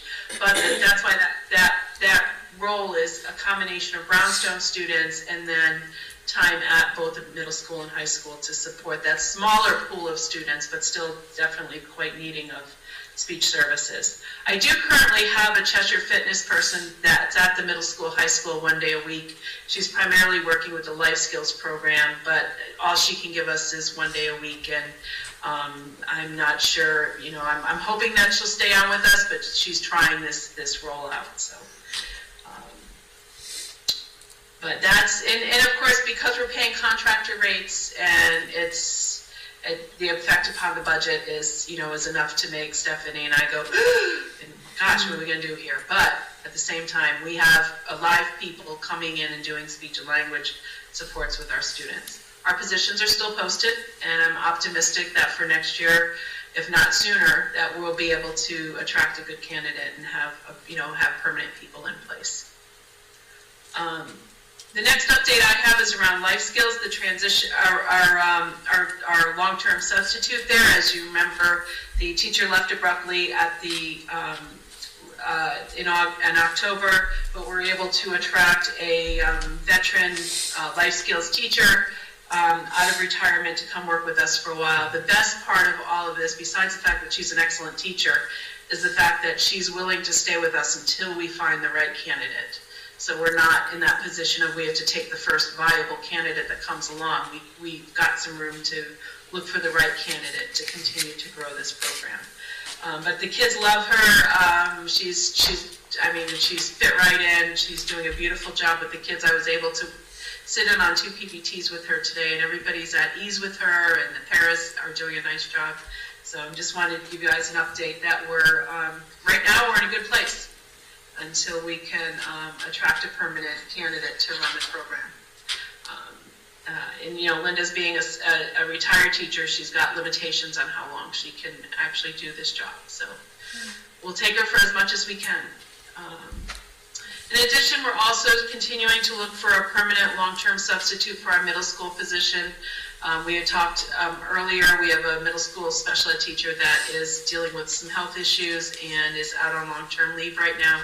So while we're looking for a candidate, which you can imagine there's a very limited pool of, we've got some really great high school, middle school teachers that are working together to help keep together a plan to support our students in the middle school. So I really applaud their efforts. Everybody's doing a lot of extra to make sure this happens. All right, the next thing I want to talk about really quickly is the transition program, where I had alluded to the fact last month that we're having some issues. Our original plan was to have the staff members from the program be the drivers of the van.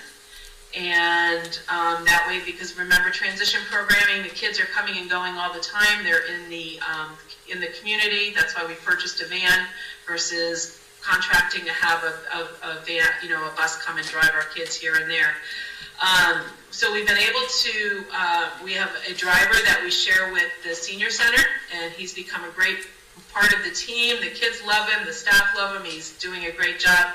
He's not available all the time, he's primarily available in the mornings up until early afternoon.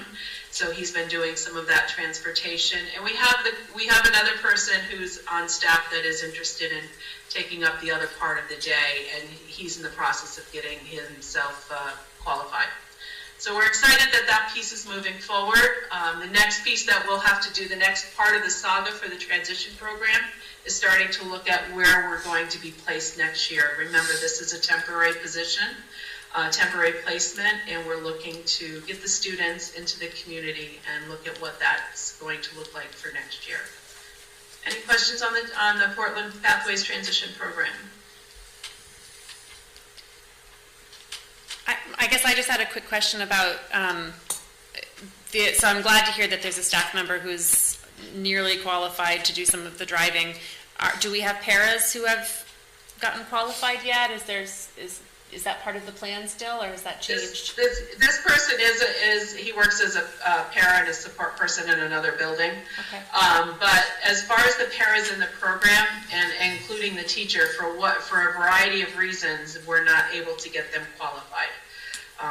A lot of the qualification includes passing a physical, and there's different parts of getting a Department of Transportation physical pass, and the people that are in position are either not qualified or not able to do that right now.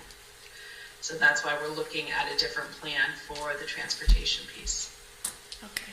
Dawn, I'm curious, as we head into budgeting in January, do you have any sense of whether the transition program would be stable enough to consider receiving outplaced students?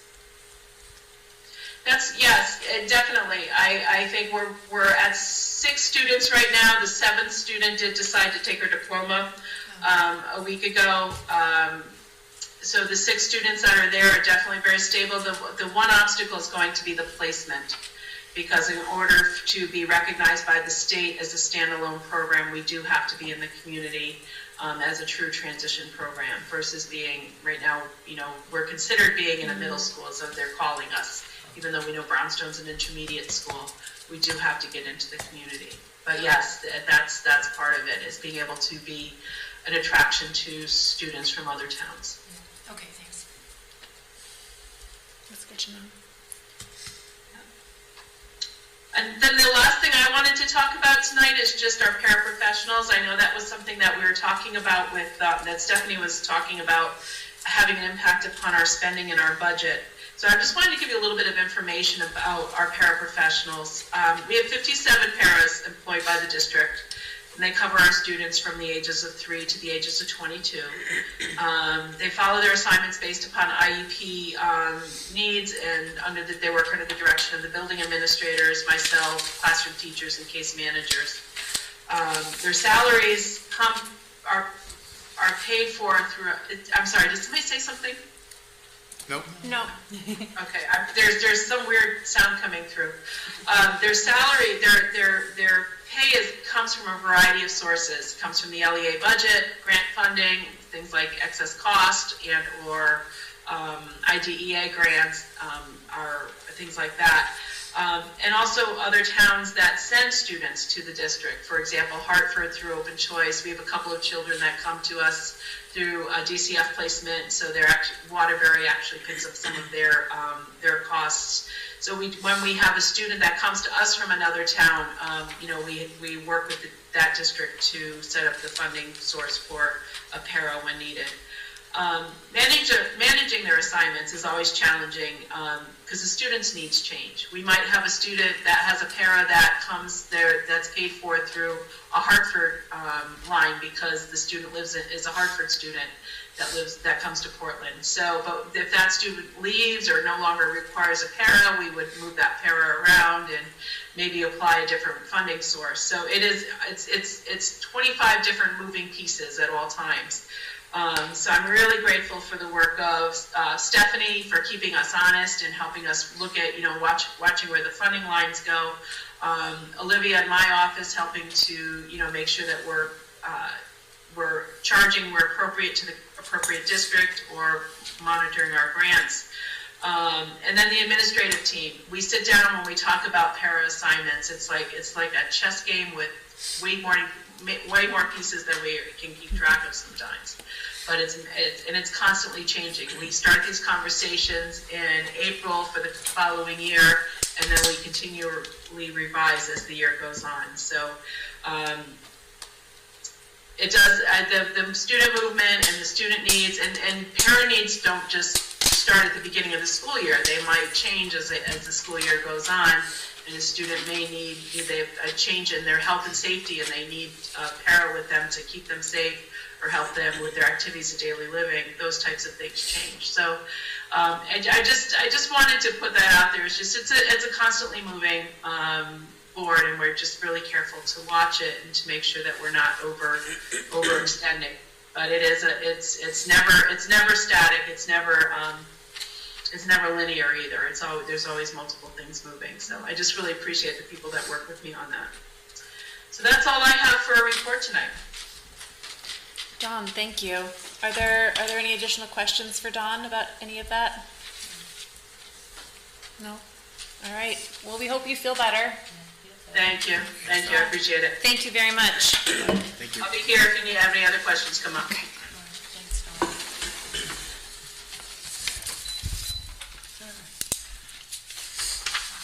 Okay, we are going to move to new business.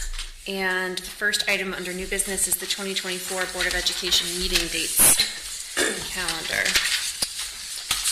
Right. So there they are. Pretty consistent with years past. I think we would need to approve these, and otherwise, Tricia, we have to get them to the town clerk, right? Yes. So, yeah. I make a motion to accept the new calendar for the 2024 board meeting dates. Is there a second? Presented tonight. Second. Thank you, Tim. Is there any discussion about this calendar? I always wonder if we need to plug in like an April or a November meeting. I know it's kind of tough because of the holidays, but do we need to add an extra meeting or two? I think we could always call special meetings if we needed them. It limits us to the agenda is driven by whatever the special meeting is about. It's not a general business meeting. Right. You're asking if it makes sense to add a regularly scheduled meeting in and then remove it if we don't need it? Right. Is that what you're sort of, yeah. More is less, probably. I don't know how everybody else feels. I mean,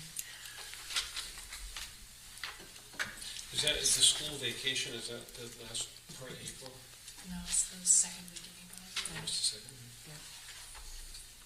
particularly given the budget issues that we may be facing in April. Add one in and we can always take it out. I'm probably loath to add another meeting because I feel like it's not going to get taken out. Yeah, well, but I hear what you're saying, and you've been through more years of this than I have. Well, I guess what I would say about that, in November, because of Election Day, our November meeting always gets pushed a week later, which makes it a little tricky to fit in a second meeting in November.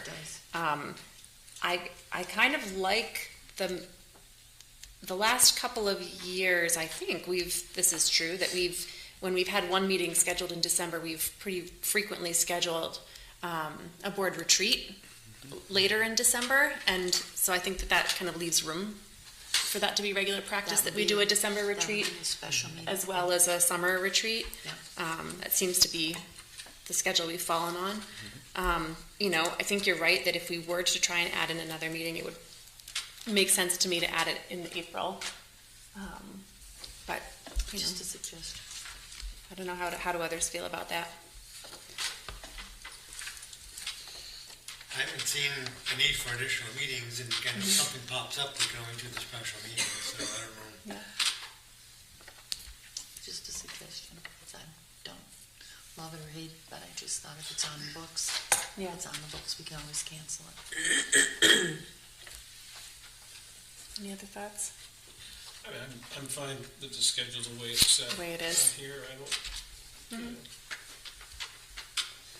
Is Stacy? I'm fine with this. Leave it as it is. Yeah. Why don't we leave it as it is and plan to call additional if and when we need it? My question about this document is it doesn't state that the meetings are at 7 p.m. Do we need to add that in here, that our meetings are at 7? It's not required, okay. Just to make sure that that's noticed. Any other discussion about the schedule? Nope. All right, then a motion was made and seconded. All in favor? Aye. I don't believe I saw any opposed. Any abstentions? Nope. All right, thank you. And the next item of new business is a leave of absence request. So Alicia Miller-Lewis is secondary library media specialist, is pregnant. Very moving story about how that has come about. Wish her all the very best, and she has asked for a leave for the rest of the year. I certainly would endorse the request.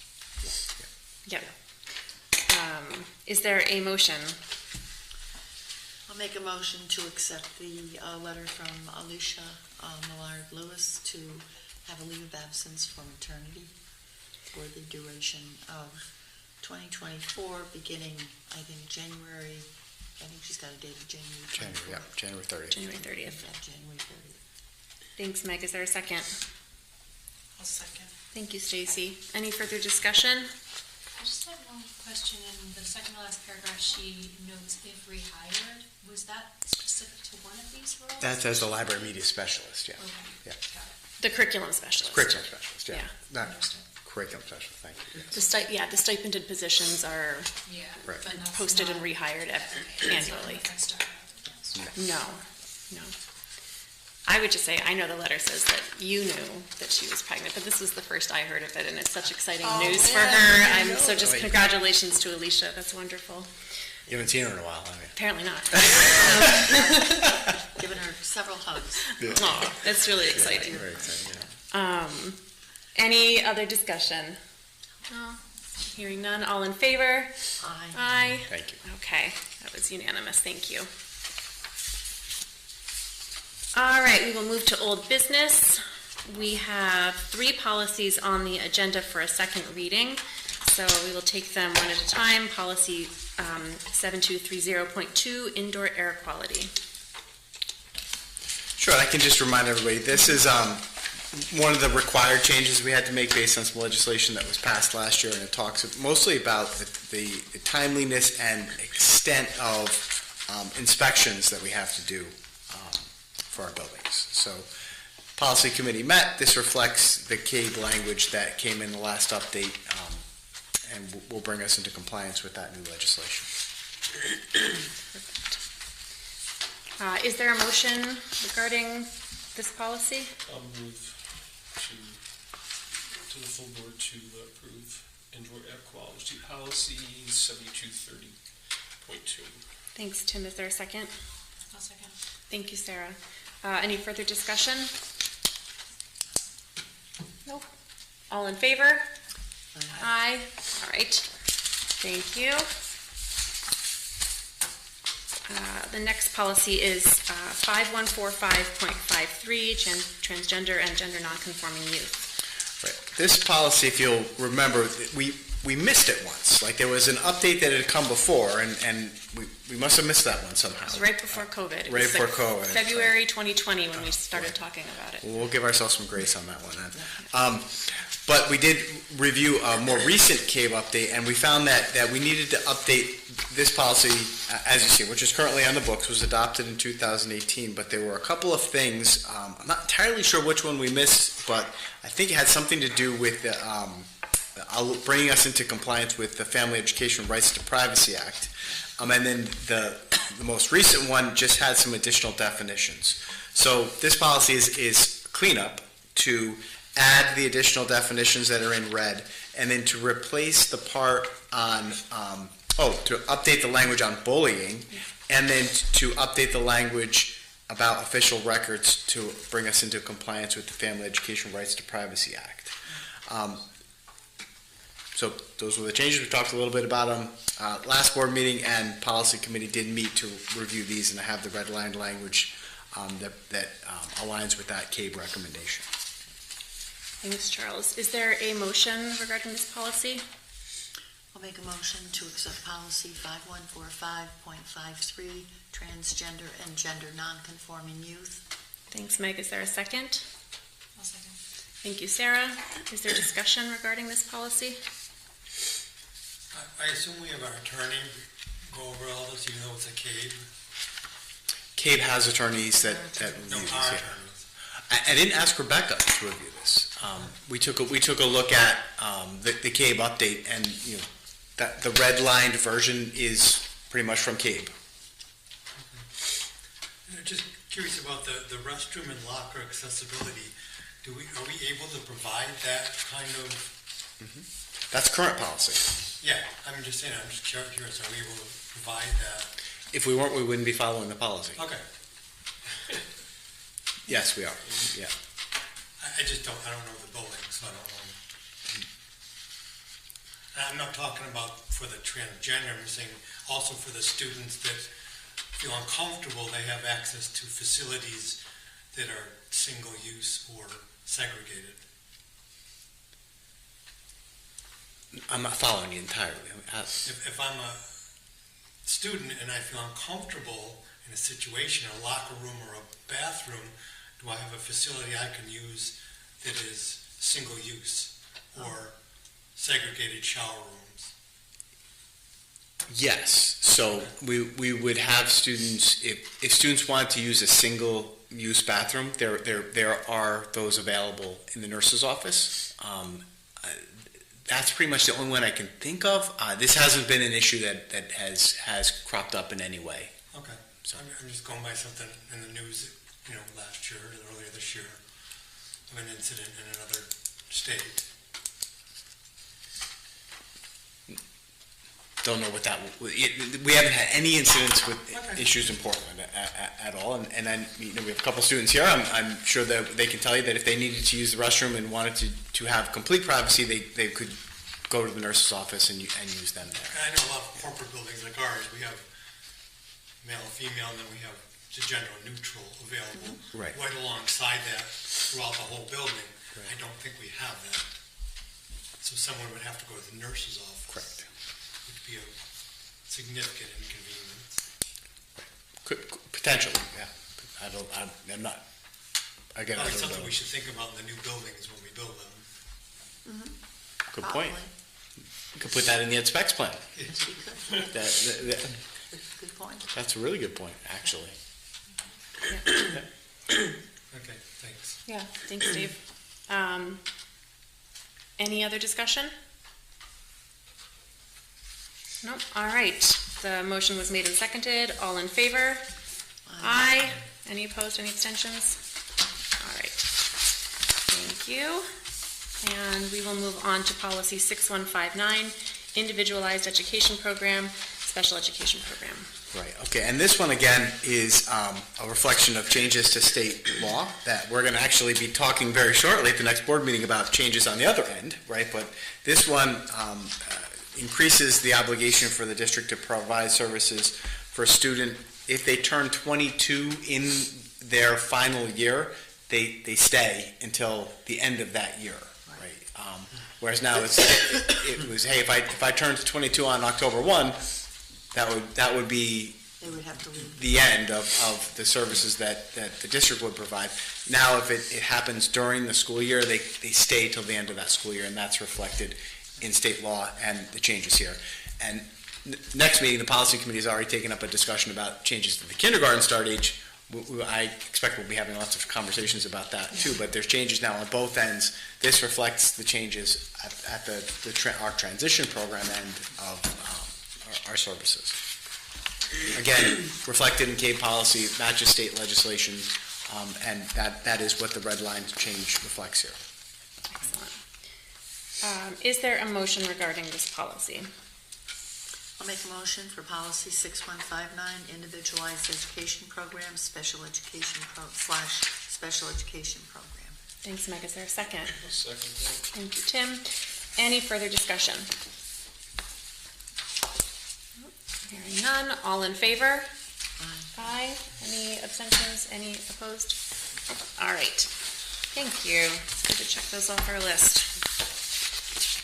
All right, we will move to committee reports. First up is curriculum, and we have not met since our last board meeting, but we will be meeting tomorrow. So we'll have something for you at our next meeting. Policy? We'll meet on December 15th, which is a Friday. I think Patricia sent out the invite. That's right. And at our last meeting, we discussed, as Charles mentioned, kindergarten enrollment and there's lots more to come. Yeah. Personnel, we have not met. There's no report. Buildings and grounds, Has not met. CREC liaison. Meeting is tomorrow. Dave, Board of Selectmen. They also talked about their 2024 calendar, and I got a shout out that the track at that meeting was just waiting for line painting. I'm not sure if that's already been done yet. So. Not done yet, yep. Okay. Yeah, no, that's happening this week, I think. Before Thanksgiving. Yeah.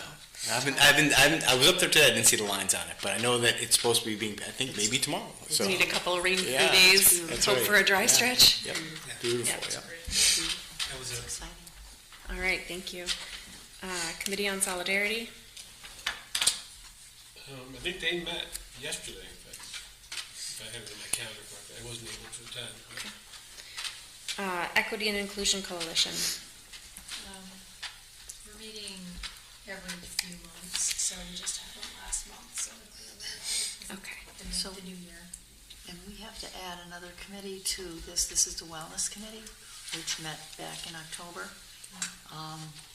Charles and Frank convened a Wellness Committee meeting. I don't think that's a board committee, though. Well, it's, Let's talk about that. Let's talk about adding whether or well, I don't know not we if should add that to it or the not, but agenda. there should be a report. Yeah. based Yeah. on, Will you give us that report policy. during your Board of Ed member comment, since it's not on the agenda, and maybe we can discuss. Sure. We can discuss whether to add that as an item. Sure.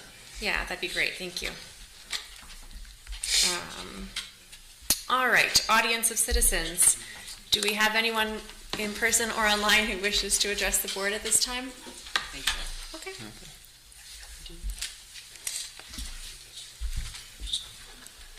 We can give it a minute.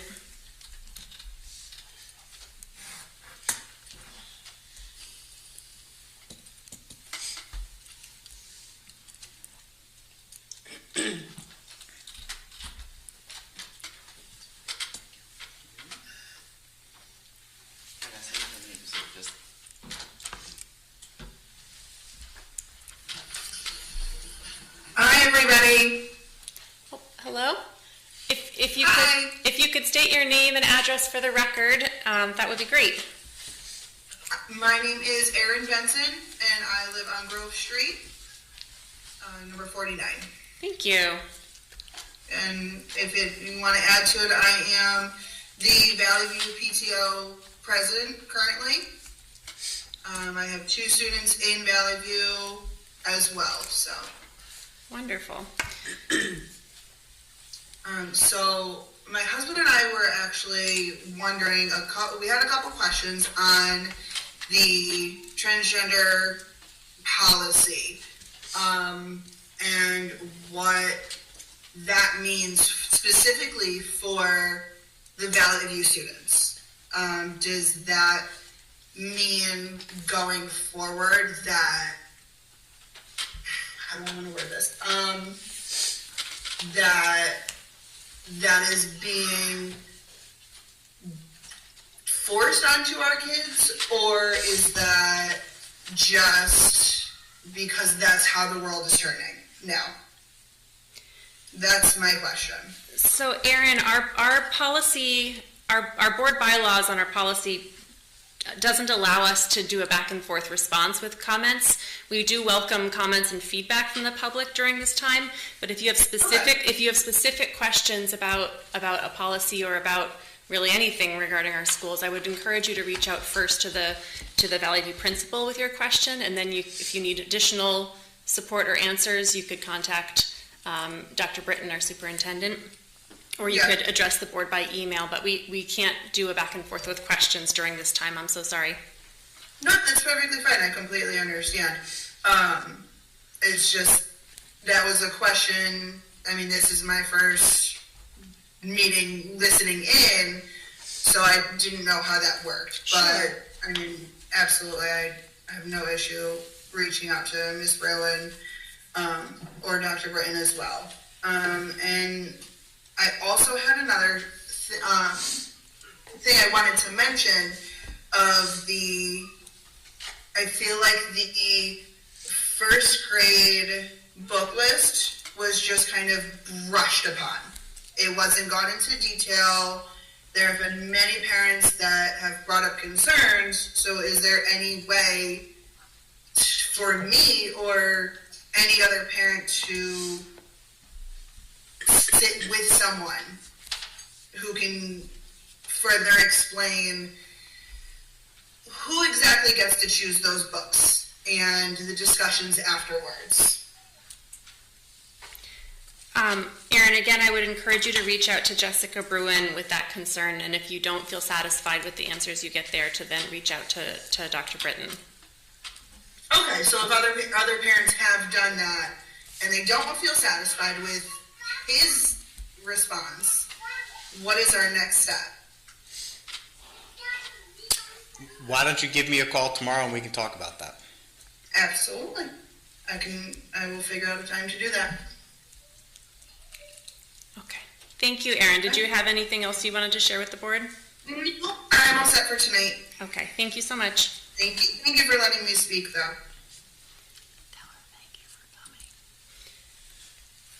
Did we have anyone else who wished to address the board at this time? Okay. Thank you. All right. Oh, we do. Okay. One more Aaron. Different Aaron. Hi, can you all hear me? We can. Hi, my name is Erin Livensbarger, and I live over on Middle Haddam Road. Do you need my full address? Yes, please. 247 Middle Haddam Road. And I have had kiddos in the school system since preschool, kindergarten. Currently, I have a 10-year-old in 6th grade and a 13-year-old at the high school. I just wanted to just thank you all for having a policy that does protect the rights of transgender students. To me and my family, protecting the rights of transgender students, queer students, LGBTQ students is more important than some concerns from smaller groups of parents. I've worked in reproductive health care for 20 years and have sat with young people and older folks who have been harmed, bullied, discriminated against. And so I applaud you all for taking up the policy, talking to the lawyers, figuring out appropriate wording, and having a hard conversation about bathrooms and space and gym class. So I just wanted to chime in with support for the hard conversations you all are having. Thank you, Erin. You're welcome. Is there anyone else on the call who wishes to address the board? Don't believe so. All right. Thank you. Okay. Board of Education member comments. Can zip around. Dave. Just a quick question on the committee that I'm part of. Is Ryan giving you any updates, or are we waiting until after the survey to kind of kick that off? Because I haven't. I was going to ask you. I know. Yeah, I didn't go near him in the building, so. Well, only that the only update I have is that we have a parent in the community who had reached out to me and actually works, I think for Slam Architects company, but she said, "Hey, how could I be involved?" And I gave her name to Ryan, and Ryan appointed her. So that was the last update I had. I would hope you guys are meeting soon and getting going, right? I haven't heard a single word. Dave, I'm not even sure that the committee's fully appointed yet. I know that a couple people have been appointed, but I don't think it's a full committee yet.